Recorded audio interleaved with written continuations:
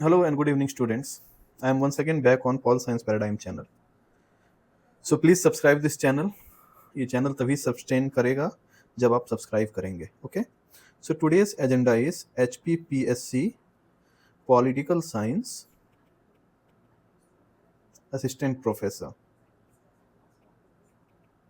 See, इसकी already notification आ चुकी है, फॉर्म्स अप्लाई हो रहे हैं.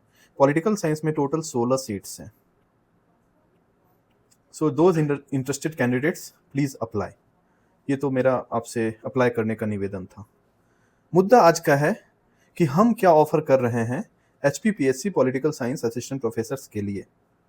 देखिए, इसमें ऑफर करने के लिए हम इसलिए आए हैं क्योंकि जो इस बार का एग्ज़ाम होना है HPPSC का, ये एग्ज़ाम दो अलग अलग फेज़ में है लेकिन सेम डे है. फर्स्ट फेज़ 1 क्या है? फेज़ 1 टॉक्स ऑफ कि मल्टीपल चॉइस HPG के रिलेटेड क्वेश्चंस होंगे, MCQ, HPG रिलेटेड क्वेश्चंस, सम रीजनिंग एज वेल, सम मैथमेटिक्स एज वेल, है ना. अराउंड ये फेज़ 1 में होंगे मॉर्निंग सेशन में, और आफ्टरनून सेशन में subject knowledge test. Subject knowledge test afternoon session में होने वाले हैं. ओके. सो मेरा entire responsibility subject knowledge test के लिए है, because subject knowledge test is going to be descriptive in nature. Because it is descriptive, you will have to write mains like answers. Actually it is not mains, लेकिन answers आपको लिखने पड़ेंगे descriptive में, वर्णनात्मक तरीके से. जिस तरीके से आपको एक क्वेश्चन पूछा जाएगा, describe social justice of John Rawls for example, और आपको फिर बड़े बड़े आंसर्स लिखने पड़ेंगे. इसे हम डिस्क्रिप्टिव एग्जाम बोलते हैं, वर्णनात्मक एग्जाम बोलते हैं. तो ये जो सब्जेक्ट नॉलेज टेस्ट है, ये फेज 2 ऑफ द टेस्ट है, लेकिन सेम डे होना है. और क्राइटेरिया ये है कि जो बच्चे फेज 1 को क्वालिफाई करेंगे वही बच्चे का कॉपी चेक होने वाला है. सब्जेक्ट नॉलेज टेस्ट का जो सेकेंड फेज है, उन्हीं बच्चों का कॉपी चेक होगा जो बच्चे फेज 1 क्वालिफाई करेंगे. ठीक है. This is the basic introduction. So what are we offering? We are offering a full-fledged political science for Paul Science. ठीक है. For political science, we are offering a full-fledged preparation to tackle this subject knowledge test of political science. हम क्या offer कर सकते हैं? तो समस्या ये है कि जो प्रपोज्ड एग्जामिनेशन का डेट है वो जुलाई एंड में है. ठीक है, एंड ऑफ जुलाई इटसेल्फ. और एग्जाम जो फॉर्म भरे जा रहे हैं वो 14 जुलाई तक लास्ट डेट है, 14 जुलाई. तो फॉर्म भरेंगे और 15 दिन में हार्डली आपके परीक्षा हो जाएंगे. तो समस्या ये है कि हमें आज से ही शुरुआत करना पड़ेगा. इनफैक्ट और पहले से ही शुरुआत करना था, लेकिन हम अलग अलग इनिशिएटिव्स में अभी थोड़ा सा इन्वॉल्व थे. चूंकि कुछ बच्चों का इंक्वायरी आया कि सर प्लीज इस पे भी कुछ किया जाए, क्योंकि बच्चे टेलीग्राम पे, व्हाट्सएप पे बराबर मैसेज कर रहे हैं कि सर ये पहली बार हम लोग मेंस लिखने वाले हैं, मेंस टाइप ऑफ एग्जाम होने वाला है हिमाचल में असिस्टेंट प्रोफेसर्स के लिए. और ऑल अक्रॉस इंडिया ये एक नया पैटर्न दिख रहा है कि यूपी में होना है, हिमाचल में होना है, हरियाणा में हो चुका है. आप देखिए, है ना, हरियाणा हो चुका है. यूपी फर्स्ट फेज एग्जाम हो गया है, स्क्रीनिंग का रिजल्ट आना बाकी है जीडीसी का, और उसका मेंस होना है जो डिस्क्रिप्टिव होगा. हरियाणा ऑलरेडी डिस्क्रिप्टिव ले चुका है, और अभी HPPSC का आ चुका है, ये होना है. और बिहार का जो ड्राफ्ट आया है उसमें भी मेंस रिटन एग्जाम का बात किया गया है. तो you can see A clear pattern कि एक पैटर्न उभर के आ रहा है जिसमें डिस्क्रिप्टिव नेचर ऑफ एग्जाम्स को अब एक न्यू नॉर्मल बनाया जा रहा है. तो हमारा मुद्दा यह है कि चूंकि ये सारा इनिशिएटिव सारे जगह पे पहली बार हो रहा है, तो हमारे पास बहुत ज्यादा क्वेश्चन बैंक नहीं है इसके, है ना, एग्जैक्ट असिस्टेंट प्रोफेसर्स के. तो बहुत आइडिया जो होना चाहिए, चूंकि होता क्या है कि जब मल्टीपल टाइम्स एग्जाम होते हैं तो मल्टीपल क्वेश्चन पेपर्स होते हैं, फिर उनको एनालाइज करके हम एक रिजल्ट निकालते हैं कि ऐसे ऐसे कर सकते हैं. लेकिन ये बिल्कुल न्यू है और सबके लिए है. तो मेरा आपसे यही निवेदन है कि हम जो इस इनिशिएटिव के साथ आए हैं, इसमें मैंने जो डिसाइड किया है कि जो भी एग्जाम्स होते हैं डिस्क्रिप्टिव इन नेचर, उसका जो रिटन है ना, रिटन पार्ट जो है जिसको हम बोलते हैं रिटन प्रैक्टिस, वो बहुत इंपॉर्टेंट है टाइम मैनेजमेंट के लिए। Time management. Next, concept clarity. यहाँ पे टिक नहीं है कि एमसीक्यू में एबीसीडी देखे और अगर थोड़ा सा भी आप रिलेट कर पाते हैं तो एक को टिक करके, एक का गोला भर करके आप आगे बढ़ जाते हैं। ये एमसीक्यू में होता था, अब ये नहीं हो रहा है। अब you will have to write in HPSC, अभी एचपीएससी की बात कर रहे हैं, तो ये जो सब्जेक्ट नॉलेज टेस्ट होना है वो रिटन होना है। और चूंकि टाइम कम है, जुलाई में ही प्रपोज डेट हो सकता है, एंड ऑफ जुलाई में ये एग्जाम हो सकते हैं, तो हार्डली 1 मंथ है हमारे पास, ओनली 1 मंथ टाइम। तो मैंने सोचा कि जो मेरा यूपीपीएससी जीडीसी का बैच रनिंग है, मेंस बैच, यूपीपीएससी जीडीसी का मैं 2 बैच रन कर रहा हूं, उत्तीर्ण बैच एंड अभ्यास बैच।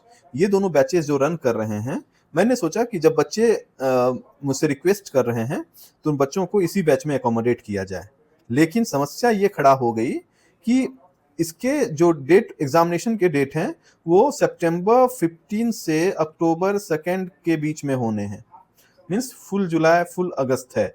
तो और दूसरी बात, हम इसको एक पेस पे लेके जा रहे हैं, ईच एवरी यूनिट को हम क्लासेस लेते हैं, ईच यूनिट से एसोसिएटेड जितना भी प्रीवियस ईयर क्वेश्चंस है यूपीएससी के, UPSC political science, UPPSC political science के जो थे, हरियाणा में अभी जो डिस्क्रिप्टिव एग्जाम हुआ था, हरियाणा का डिस्क्रिप्टिव एग्जाम का पेपर, तो मल्टीपल पेपर्स पिछले 5 ईयर्स का, 5 to 8 ईयर्स हम टारगेट किए हैं कि 5 to 8 ईयर्स के जो मल्टीपल प्रीवियस ईयर पेपर्स हैं, ईच यूनिट के साथ जो भी प्रीवियस ईयर क्वेश्चंस आए हैं, तो हम यूपी जीडीसी में अभी कैसे क्लास ले रहे हैं उसके बारे में बता रहे हैं कि उसमें क्या हो रहा है कि ईच एंड एवरी क्लासेस को हम इस प्रकार से अरेंज किए हैं कि each unit, for example equality एक यूनिट है, इक्वालिटी का लगभग 2 से ढाई घंटे का एक एक्सटेम्पोर क्लास होती है। उसमें सारे आयाम को हम डिस्कस करते हैं जो भी मेन से जुड़ा हुआ हो, ठीक है।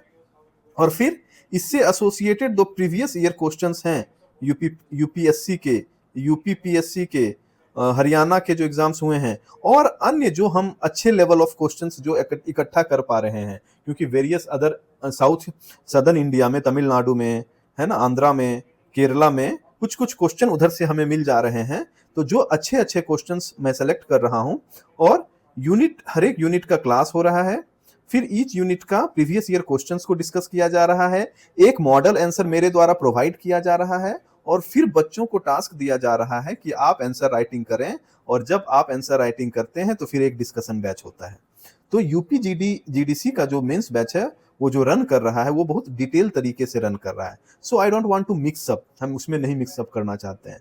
तो हम एचपीपीएससी में, चूंकि मेरे पास समय कम है, क्योंकि एग्जाम संभावित है जुलाई एंड में हो जाए, तो बिल्कुल हम एक 30 मंथ का एक टारगेट, हम 30 डेज का एक टारगेट रख सकते हैं, जिसमें हमें एंटायर चीजों को कवर करना पड़ेगा। So is it humanly possible to cover part 1 and part 2 of the syllabus, part A part B, जैसा वो बोले हैं, it is very detailed in nature. तो हम कैसे एचपीपीएससी को टैकल करें, सो दैट कि एक स्मार्ट स्ट्रैटेजी होना चाहिए कि जो बच्चे अच्छे से पढ़े हैं, और एक स्मार्ट स्ट्रैटेजी हम अगर सजेस्ट कर सकते हैं एसएस, तो आराम हो सकता है बच्चे को क्वालिफाई करने के लिए, कैंडिडेट्स को क्वालिफाई करने के लिए। सो उसी प्लान के तहत हम आए हैं आपके पास एक मुद्दा लेके, कि हम ये प्रपोज कर रहे हैं कि ईच यूनिट के जो इंपॉर्टेंट टॉपिक्स हैं, जो मोस्ट वैल्यूड टॉपिक, ठीक है, और ये मोस्ट वैल्यूड टॉपिक तय कैसे होता है? तय होता है कंटेम्प्रेरी सिचुएशन से, जो अभी चल रहा है, ठीक है, प्रीवियस ईयर क्वेश्चंस के नेचर से तय हो रहा है, और मोरओवर जो इंपॉर्टेंट एमर्जिंग कॉन्सेप्ट्स हैं, रटे रटाए कॉन्सेप्ट्स की, प्लेटो का जस्टिस बताइए, this are done and dusted. अब आपको मॉडर्न पर्सपेक्टिव के साथ लिंक किया जाना है चीजों को। इट इज वेरी डिफरेंट एक सेमेस्टर का एग्जाम लिखना जहां पे आप कंसर्निंग जस्टिस प्लेटो के बारे में लिख रहे हैं, और उसी क्वेश्चन को जब आप इस एग्जाम में लिखते हैं तो आपका अप्रोच बदलना चाहिए, नहीं तो एक एवरेज मार्किंग होगा और आप पीछे चले जाएंगे। तो मेरा क्या है कि जो इंपॉर्टेंट टॉपिक्स हैं उस टॉपिक्स को हम डिस्कस करते हैं, और जो उससे एसोसिएटेड, उस यूनिट से एसोसिएटेड क्वेश्चंस हैं, प्रीवियस ईयर क्वेश्चंस, उनको हम डिस्कस करके आपसे रिक्वेस्ट करेंगे कि मेरे डिस्कशन के बाद आप नोट डाउन करें, और फिर हम उसी से जुड़ा हुआ आपको क्वेश्चंस प्रोवाइड करेंगे। तो हम बेसिकली क्या करने वाले हैं, फिर से आपको हम बता देते हैं। हम करने वाले हैं कि जो आपका सिलेबस है given by HPPSC, syllabus by HPPSC जो है, उसके जो टॉपिक्स हैं वो हाई यील्डिंग टॉपिक्स को हम सेलेक्ट करेंगे, ठीक है, based on the nature of questions that are being asked all across India, क्योंकि एचपी में भी प्रोफेसर इंडिया के ही क्वेश्चन बनाएंगे, तो जो वो भी यही एनालाइज करेंगे कि प्रीवियस ईयर क्वेश्चंस कैसे बन रहे हैं, यूपीएससी कैसा क्वेश्चंस बना रहा है ना, और अन्य जो बोर्ड्स हैं एचपीपीएससी का जो प्रीवियस ईयर क्वेश्चंस होगा उसे भी एनालाइज किया जाएगा, क्योंकि ये एग्जाम एचपी में होना है, हिमाचल में होना है। तो हम क्या करने वाले हैं, इंपॉर्टेंट जो यूनिट्स है उन यूनिट्स को हम पहले मैप आउट करेंगे। नंबर 1, यूनिट्स का जब मैप आउट हो जाएगा तो इन यूनिट्स का हम डिटेल्ड लेक्चर लेंगे, detailed lecture via Google Meet, ठीक है। और जब डिटेल्ड लेक्चर हो जाएगा तो फिर इन यूनिट से एसोसिएटेड मैं प्रीवियस ईयर क्वेश्चंस को डिस्कस करके एक मॉडल आंसर, जिसे हम पीडीएफ फॉर्म में भी आपको प्रोवाइड कर सकते हैं, मॉडल आंसर्स को, वो मॉडल आंसर्स हम डिस्कस करेंगे। और फिर एक क्लब करेंगे कि मान लो 10 यूनिट्स हो गया है, मतलब 10 यूनिट्स का मतलब है different units, equality, liberty, justice, इस तरीके से 10 या 5 depending on the nature of the unit हम कलेक्ट करेंगे, और उनसे फिर बाय वीकली यानी कि सप्ताह में 3 दिन, ठीक है, एक दिन छोड़ के एक दिन हम 5-5 क्वेश्चंस का रिटन प्रैक्टिस करेंगे। इससे क्या होगा कि आप एक वीक में 15-20 क्वेश्चंस लिखेंगे, और सही सही लिखेंगे, उसका जांच मैं करूंगा और फिर उसको हम डिस्कस करेंगे। यानी कि इंपॉर्टेंट यूनिट्स का डिटेल्ड क्लासेस ले लेंगे गूगल मीट पे, और प्रीवियस ईयर क्वेश्चंस को इंटीग्रेट करके हम डिस्कस करेंगे। ये दोनों चीज हम एवरी डे कंटिन्यू करेंगे for 2 hours, 1 hour in the evening, 1 hour in the morning. जैसा टाइम इज फ्लेक्सिबल, टाइम के लिए हम फ्लेक्सिबल हैं, जैसे आप लोग बोलेंगे उस तरीके से हम टाइम सेट कर सकते हैं, कोई इशू नहीं है टाइम के साथ, क्योंकि वी कैन अरेंज थिंग्स। और अगर आपको रिकॉर्डेड लेक्चर्स चाहिए तो वो भी मैं प्रोवाइड करूंगा, क्योंकि मैं आजकल इंपॉर्टेंट जो चीज हैं, लेक्चर्स हैं, जो इंपॉर्टेंट क्वेश्चंस हैं, उनको हम गूगल अपने यूट्यूब पे भी मैं डालता हूं, तो आप वहां से भी रेफर कर सकते हैं।